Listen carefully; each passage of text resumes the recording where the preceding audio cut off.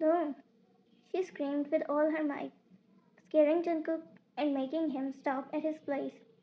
She wasn't even aware of the world leaving her as blackness swept over her vision. He stopped immediately, his eyes coming to her. He took in her face, and whatever he saw there must have affected him because his gaze softened. He pressed a soft kiss to the side of her knee before putting her leg down. Jungkook took off her flat and placed her foot back on the ground. Sense of balance shaken for more than one reason. Vine held his shoulders for support as he did the same with the other foot, putting her flats in the box to the side.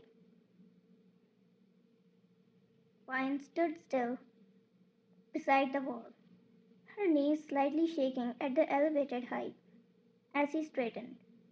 She didn't understand what had just happened. She wanted this man. She wanted to do naughty, wicked things to him and have him do naughty, wicked things to her. Her panic didn't make sense. But then, it really did. I'm sorry, Vine whispered, feeling her stomach twist, hating that she didn't know if her refusal would make this her last opportunity to experience something like this with him. She should have known not to underestimate the man, Jungkook, the mafia leader. You have nothing to be sorry about, Vine.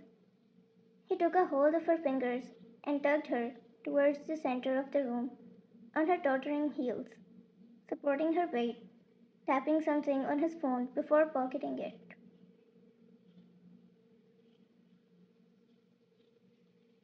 That's not how this works.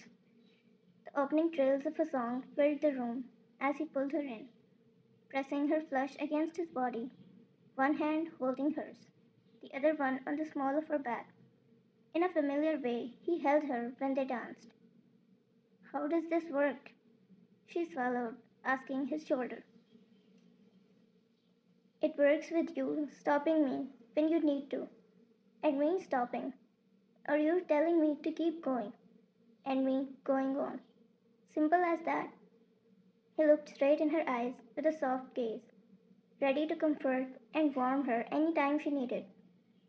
And if I keep stopping you? She voiced the one fear she had. Then I stop. No questions. She looked back in his eyes, surprised at the answer, and she kept staring. She pressed her nose into his shoulder, inhaling that woodsy fire scent of his that she always loved, feeling heavy, feeling beautiful, feeling loved. He began to sway them softly at first, and she tightened her hold on his shoulder to keep her balance. Let go, Vine. He lined his lips with her ear, speaking the words against her lobe, his mouth brushing her skin, sending a shiver down her spine. Let go of everything inside your head. He continued speaking, guiding her forward, then back. Feel. Just close your eyes and feel. The music, this moment, me. Vine felt her eyes flutter close, her heart racing. What if I get hurt? She whispered into his jacket. He pulled back so she could see him, his eyes solemn, soft, sincere on hers. His face dipped closer and he pressed a soft kiss to her mouth. Then I'll kiss your scars. And just like that, the little of her heart she had been holding on to was his. That night, they danced. That night, they talked. He told her how he wanted to buy the gallery one day, in honor of his mother, who died in his childhood and had a great obsession for arts. She told him of her dream of helping people heal. He told her about how many people he had had to kill to survive. She told him she had seen him bury bodies, but she would stay with his side. He told her about his brother and his love for building things. She told him about her sister and how she was trying to get into an elite care hospital. He didn't kiss her anywhere uncomfortable again. She didn't ask him to. That night was perfect. Then he asked her a question. Vine's heart raced as Jungkook pulled her closer. Their bodies pressed together, and the music filled the room. But in that moment, her happiness was overshadowed by a wave of fear and vulnerability. She knew he would ask her about her past, about the scars and trauma that haunted her. She took a deep breath, looking up at him. How did you know I needed you to stop? She asked, her voice trembling. Jungkook's expression softened even further, his thumb gently tracing patterns on her cheek. I could see it in your eyes, he replied, his voice gentle and understanding. And I promise to always listen to you and respect your boundaries. Vine felt a sense of relief wash over her as Jungkook's words sank in. She knew she could trust him with her past, with her fears and insecurities. I didn't know there would be such an understanding man hidden behind this ruthless exterior. He shrugged his shoulders and then asked, but I need you to know that one day I will ask about your past. His gaze understanding and warm. You will need to tell me everything about it. And what she was fearing from a couple of minutes for him not saying, he said it. She felt a wave of anxiety wash through her once again. If not today, then someday, he said, his eyes trying to make eye contact with her, but she was avoiding it. Anytime you're comfortable. She heard him and wanted to tell him everything in her heart that she buried from long ago. She always wanted to, but something inside her would always stop her. Her lips wouldn't budge, her breath would stuck in her throat, her heartbeat would race up, causing her to know that if she continued to do this, she will have another anxiety attack. But she had to do this one day. She couldn't escape it. I I want to tell you. She gathered her courage as she said. His eyes flickered as he engaged her in. You're comfortable with it? No, but I will still say it. He smiled on her boldness and made her sit on one of the couches, sitting beside her, making her as comfortable as possible, and waited for her to continue. When I was 15, my father lost his job and fell into a deep depression. She started hesitatingly. My parents' marriage fell apart, and Dad turned to alcohol for comfort.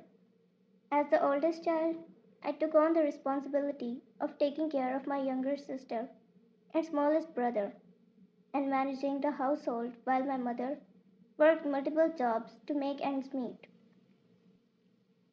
But then one day, I watched from the shadows late at midnight, my father beating my mom and asking for money again and again. She trembled with emotions. That's when I knew where all of the money where she has been earning went. He watched her as tears started forming in her eyes. He put a supporting arm on her shoulder to comfort her, and she continued. I intervened because I couldn't see her getting beaten up. That's when he started beating me as well. She paused for some seconds. I gave him some money to make him get lost, and from then on, he never approached my mom. He always came to me, beat me, and take money out of me without leaving a single penny. And if I was short of money, he would double the amount of. She stopped when he suddenly pulled her in his embrace. The tears she was holding came flooding from her eyes till her cheek to the neck. She sobbed hardly against his chest while he patted her back You're the bravest girl I know, Vine, he whispered above her hairs. And that's why I admire you so much. He pressed a kiss on her head. I will do whatever it takes for you to heal. I will heal you. His voice echoed in her ears, and she stopped sobbing. Jungkook, I was actually here to propose you today, but I guess it was just not the right time. Especially making you cry on your birthday. It wasn't in any of my plans. He continued, patting her hair. I'm so sorry, Vine, and I need you to know that I love you. He paused right there. She did as well, their words as well. All she could hear or sense was his heartbeat against her ears. She breathed in it.